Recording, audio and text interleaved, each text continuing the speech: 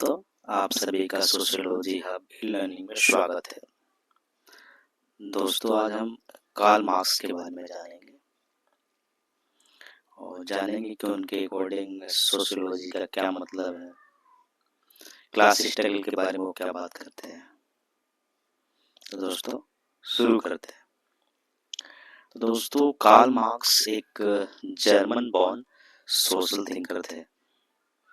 इनका जन्म जर्मनी में हुआ था और इनका जो जन्म हुआ था 5 मई 1818 में हुआ था जर्मनी में। 5 मई 1818 को जर्मनी में इनका जन्म हुआ था और इनकी जो डेथ हुई थी 14 मार्च 1883 को हुई थी। 14 मार्च 1883 में इनकी मृत्यु हो गई थी, जिसमें इनकी एज अप्रोक्स 64 ईयर्स की थी। बहुत ही कम उम्र में ये तो इनकी डेथ हो चुकी थी। 64 ईयर्स की एज में इनकी डेथ हो चुकी थी। और जो कार्ल मार्क्स है ये बहुत ही ग्रेट और इंटेलिजेंट फिलोसफर हैं, सोशल थिंकर थे। तो सबसे पहले हम जानेंगे कि कार्ल मार्क्स के अकॉर्डिंग जो सोशियोलॉजी की डेफिनेशन है वो क्या कहती है, उनके अनुसार क्या मतलब है सोशियोलॉजी का। तो दोस्तों, वो बोलते हैं कि सोशियोलॉजी क्या है, एक एकेडमिक स्टडी है किसका, सोशल बिहेवियर का और सोसाइटीज का। मतलब जो हम सोसाइटीज का एकेडमिक स्टडी करते हैं और सोशल बिहेवियर का जो स्टडी करते हैं वही क्या है, सोशियोलॉजी है। इनकी जो डेफिनेशन है बहुत ही सिंपल है और ये बोलते हैं कि जो सोसाइटी का स्ट्रक्चर है वो डिटरमाइन कैसे होती है, इकोनॉमिक सिस्टम के हिसाब से। मतलब ये पूरी हिस्ट्री है जो सोसाइटी की, उसको ये इकोनॉमिक बेस से क्या करते हैं, डिटरमाइन करते हैं। ये बोलते हैं जो इकोनॉमिक बेस है ना, जो इकोनॉमिक जो सिस्टम है किसी सोसाइटी का, वही डिटरमाइन करता है सोसाइटी के स्ट्रक्चर को। तो इनकी जो पूरी फिलॉसफी है, या आप बोले कि इनका जो पूरा जो राइटिंग्स है, इनका जो पूरे थॉट्स हैं, सोशल जो थॉट्स हैं वो पूरे किसके बेस पे है, इकोनॉमिक बेस पे है। ये इकोनॉमिक बेस पे ही पूरे सोसाइटी का क्या करते हैं, क्लासिफिकेशन करते हैं और इकोनॉमिक बेस को ही सारी चीजों का क्या मानते हैं, जड़ मानते हैं, रीजन मानते हैं कि इकोनॉमिक जो फैक्टर है वही सोसाइटी में हर चीज का क्या है, कारण है। तो देखते हैं कि वो कैसे इस चीज को एक्सप्लेन करते हैं। तो दोस्तों, हम बात करेंगे क्लासेज एंड क्लास स्ट्रगल्स की, जो कि जो हमारे कार्ल मार्क्स हैं वो ये बात करते हैं क्लासेज एंड क्लास स्ट्रगल्स की, और वो किस रूप में सोसाइटी को डिफाइन करते हैं वो देखते हैं। तो जो क्लासेस एंड क्लास स्ट्रगल है ये उसकी बात करते हैं 1848 में। 1848 में वो लिखते हैं कि जितनी भी हिस्ट्री है अब तक की वो क्या है, क्लास एंड क्लास स्ट्रगल्स हैं। मतलब किसी भी समय में आप चले जाइए और किसी भी सोसाइटी को उठा के देख लीजिए तो आप पाएंगे कि वहां पे बहुत सारे क्लास हैं सोसाइटीज में और उन क्लासेस के बीच में क्या है, स्ट्रगल है, और इससे ज्यादा कुछ नहीं है। तो ये सिर्फ बातें करते हैं classes and class struggles of the societies की बात करते हैं। तो इसका क्या मतलब है उसको समझने की कोशिश करेंगे। तो ये बोलते हैं कि जो सोसाइटीज हैं वो डिवाइडेड है दो पार्ट्स में।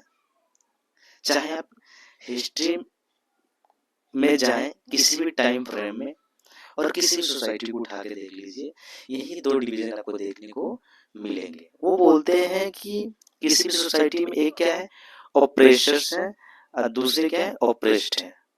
मतलब एक तरफ शोषित करने वाले लोग हैं और एक तरफ शोषित लोग हैं। एक तरफ शोषण करने वाले लोग हैं और एक तरफ जो जिनका शोषण किया जा रहा है।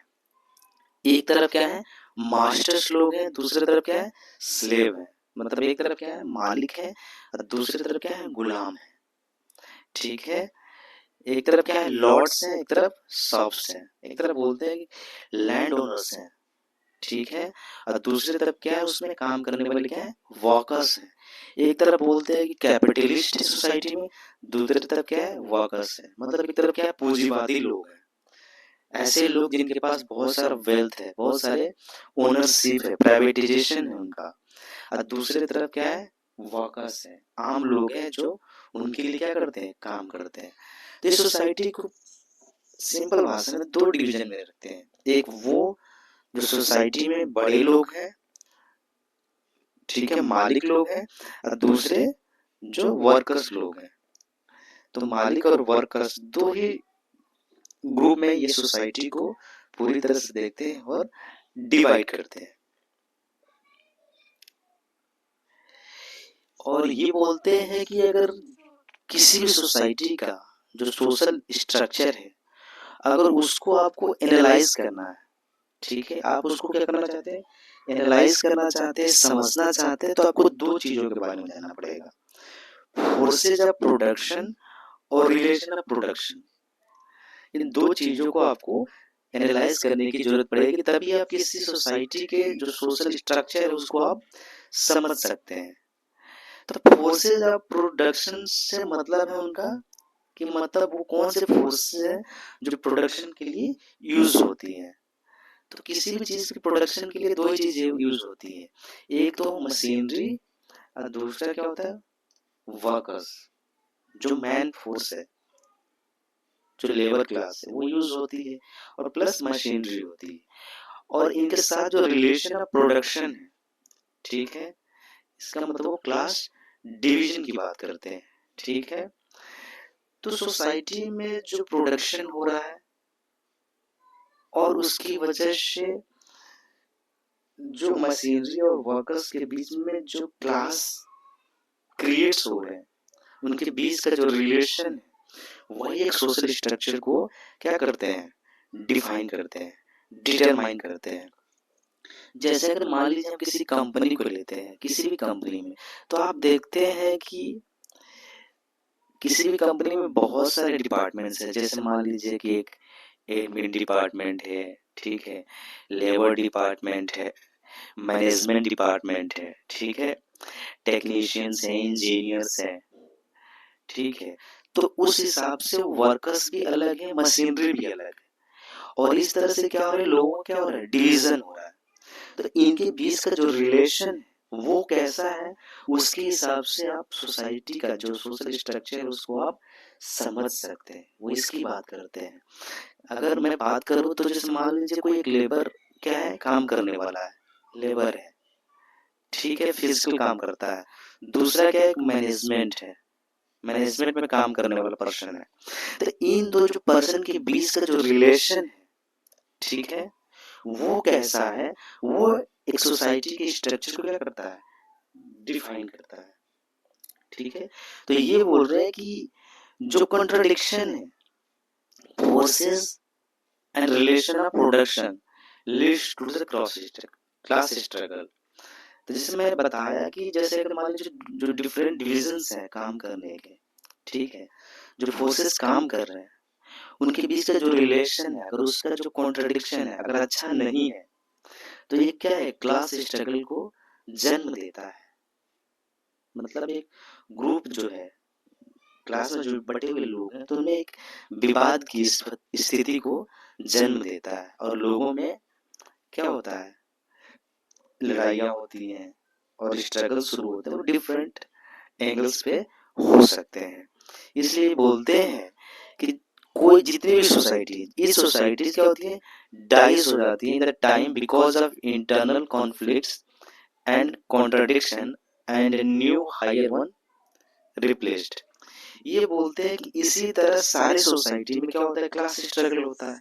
तो क्लास स्ट्रगल की वजह से लोग एक दूसरे से क्या करते हैं, लड़ाई करते हैं, उनके बीच में स्ट्रगल चलता है, कॉन्फ्लिक्शन होता है, कॉन्ट्राडिक्शन होता है, और इस तरह से सारी सोसाइटी क्या हो जाती है, मर जाती है। और उसके बाद एक नए क्लास का क्या होता है, जन्म होता है। ये क्लास कभी खत्म नहीं होता, बस उसका क्या होता है, रूप चेंज हो जाता है, उसका फॉर्म चेंज हो जाता है, बट कहीं ना कहीं वो क्लास एग्जिस्ट करती है, बट एक न्यू फॉर्म में करती है। बट क्लास कभी खत्म नहीं होती है, और सारे सोसाइटी में लोग ये इसी क्लास स्ट्रगल की वजह से क्या करते हैं, डाई मतलब मर जाते हैं।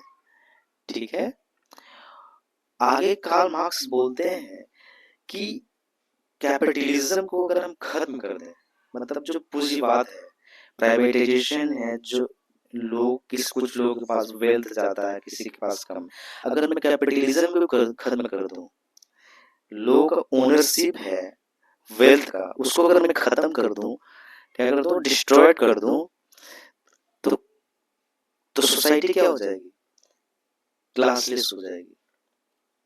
मतलब लोगों में डिफरेंस ही नहीं रहेगा, सारे लोग क्या हो जाएंगे, समान हो जाएंगे। तो जब सारे लोग समान हो जाएंगे तो क्या हो जाएगा, लोगों में कॉन्फ्लिक्ट्स नहीं होगी, लड़ाइयाँ नहीं होगी, एक्सप्लॉयटेशन होगी, लोग क्या हो जाएगा, शोषण नहीं होगा। ठीक है, और एलिनेशन नहीं होगा, एक दूसरे में लोगों में क्या होगा, मतभेद नहीं होगा, हीन भावना नहीं आएगी, एक दूसरे से अलगाव का जो फीलिंग है वो नहीं आएगा, डिटैचमेंट की जो फीलिंग है वो नहीं आएगी। तो कार्ल मार्क्स ऐसे एक सोशल थिंकर है जो क्लासलेस सोसाइटी की बात करते हैं, इक्वलिटी की बात करते हैं। ठीक है, इसीलिए इनको बोला जाता है कि कार्ल मार्क्स क्या है, इनको जाना जाता है फादर ऑफ कम्युनिज्म बोला जाता है। Karl Marx also known as the father of communism. Communism से मतलब है दोस्तों की ऐसी सोसाइटी जहां पे प्राइवेट प्रॉपर्टी नहीं होती।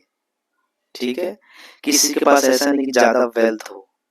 ठीक है, ये ऐसे क्लास की बात करते हैं, मास्टर स्लेव जैसी सिचुएशन ही नहीं हो। ठीक है, लॉर्ड ना हो, लॉर्ड सर्फ जैसी सिचुएशन ना हो, ऑपरेशन एंड ऑपरेस जैसी सिचुएशन ना हो। ठीक है, ये बोलते हैं अब्सेंस ऑफ प्राइवेट प्रॉपर्टी जहाँ हो, उसी को हम क्या बोलते हैं, कम्युनिज्म बोलते हैं। और क्या क्या होता है कम्युनिज्म में, absence of social class. Communism में क्लास की बात ही नहीं होती है, वो क्या होता है, क्लासलेस होता है। और यहाँ पे सारे लोग क्या होते हैं, इक्वल होते हैं, और जो रिसोर्सेज होती है सोसाइटी में वो क्या होती है, इक्वली डिस्ट्रीब्यूटेड होते हैं। मतलब कार्ल मार्क्स कम्युनिज्म की जो बात करते हैं तो एक ऐसे सोसाइटी की बात करते हैं जहाँ पे प्राइवेट प्रॉपर्टी नहीं होती है, सोशल क्लास नहीं होता है, सारे लोग इक्वल होते हैं, रिसोर्सेज जो क्या होते हैं, इक्वली डिस्ट्रीब्यूटेड होते हैं। ठीक है, मतलब ये एक आइडियल सोसाइटीज की बात करते हैं, और ये कहीं ना कहीं ह्यूमैनिटी की बात करते हैं। ठीक है, कि all humans are equal, and सारे जो भी रिसोर्सेज है सब सारे ह्यूमंस के क्या है, इक्वल राइट्स हैं उस पे। ठीक है, ये किसी व्यक्ति की ओनरशिप की बात नहीं करते हैं, ये क्लासलेस की बात करते हैं। तो दोस्तों आशा करता हूँ कि ये वीडियो आप लोगों को पसंद आई होगी। अगर दोस्तों अगर आपको ये वीडियो पसंद आए तो please like the video and like the channel and subscribe the channel, ताकि दोस्तों मैं आप लोगों के लिए ऐसे ही अच्छी से अच्छी वीडियो बना के लाऊं आपके लिए, और आप तक वो जल्दी से पहुंच पाए। थैंक यू दोस्तों।